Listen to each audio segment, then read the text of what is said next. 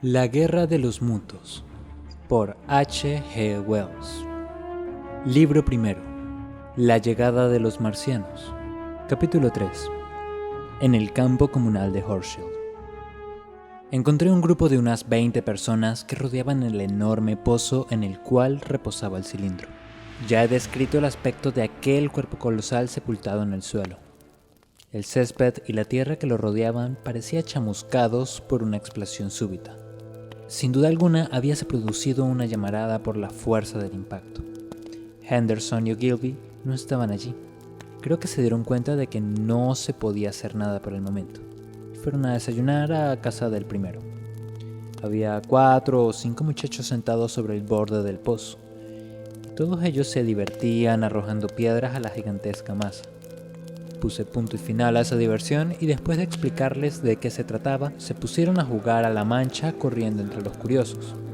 Entre el grupo de personas mayores había un par de ciclistas, un jardinero que solía trabajar en casa, una niña con un bebé en brazos, el carnicero Greg y su hijito, y 2 o 3 holgazanes que tenían la costumbre de vagabundear por la estación. Se hablaba poco. En aquellos días el pueblo inglés poseía conocimientos muy vagos sobre astronomía. Casi todos ellos miraban en silencio el extremo chato del cilindro, el cual estaba aún tal como lo dejaron Ogilvy y Anderson. Me figuro que se sentían desengañados al no ver una pila de cadáveres chamuscados. Algunos se fueron mientras me hallaba yo allí, y también llegaron otros. Entré en el pozo y me pareció oír vagos movimientos a mis pies. Era evidente que la tapa había dejado de rotar. Solo entonces, cuando me acerqué tanto al objeto, me di cuenta de lo extraño que era. A primera vista no resultaba más interesante que un carro tumbado o un árbol derribado a través del camino. Ni siquiera eso. Más que nada parecía un tambor de gas oxidado y semi-enterrado. Era necesario poseer cierta medida de educación científica para percibir que las escamas grises que cubrían el objeto no eran de óxido común, y que el metal amarillo blancuzco que relucía en la abertura de la tapa tenía un matiz poco familiar. El término extraterrestre no tenía significado alguno para la mayoría de los mirones. Al mismo tiempo, me hice cargo perfectamente de que el objeto había llegado desde el planeta Marte, pero creí improbable que contuviera seres vivos. Pensé que la tapa se desenroscaría automáticamente. A pesar de las afirmaciones de Ogilvy, era partidario de que había habitantes en Marte. Comencé a pensar en la posibilidad de que el cilindro contuviera algún manuscrito, y enseguida imaginé lo difícil que resultaría su traducción para preguntarme luego si no habría dentro monedas o modelos de otras cosas por el estilo. No obstante, me dije que era demasiado grande para tales propósitos y sentí impaciencia por verlo abierto. Alrededor de las 9, al ver que no ocurría nada, regresé a mi casa de Maybury. Pero me fue muy difícil ponerme a trabajar en mis investigaciones abstractas. En la tarde había cambiado mucho el aspecto del campo comunal. Las primeras ediciones de los diarios vespertinos habían sorprendido a Londres con enormes titulares como el que sigue. Se recibe un mensaje de Marte.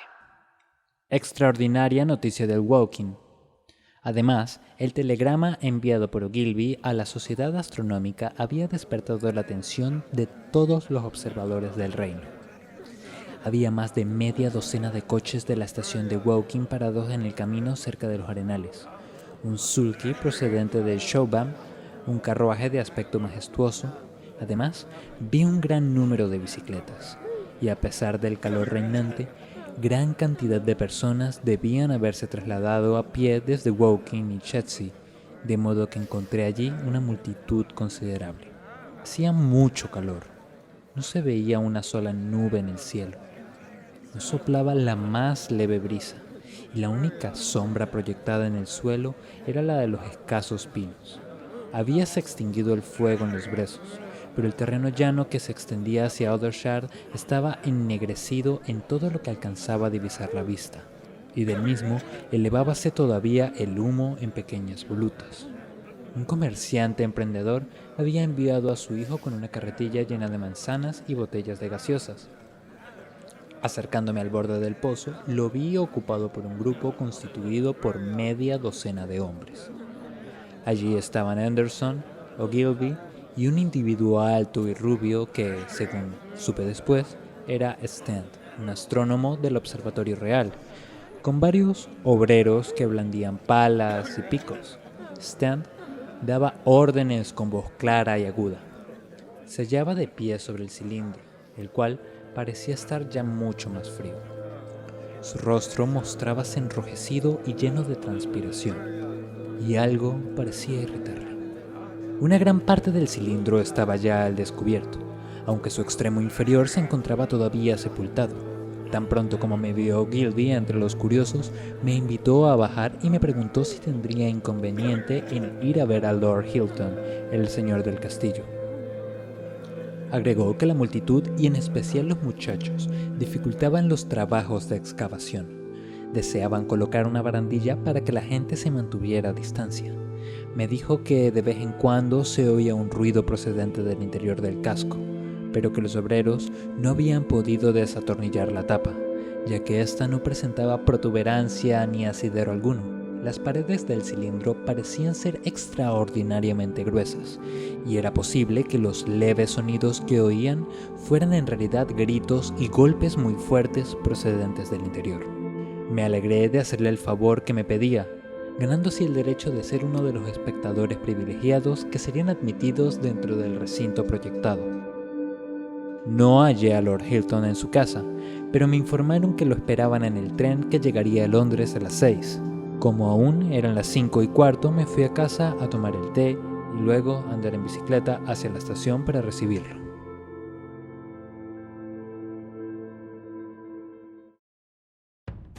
Somos Paola Chacón Y José Andrés Molina. y estás escuchando Bibliófilos, Cuentos y Novelas. Síguenos en nuestras redes sociales, YouTube, Spotify e iVoox para seguir escuchando más historias con la mejor narrativa.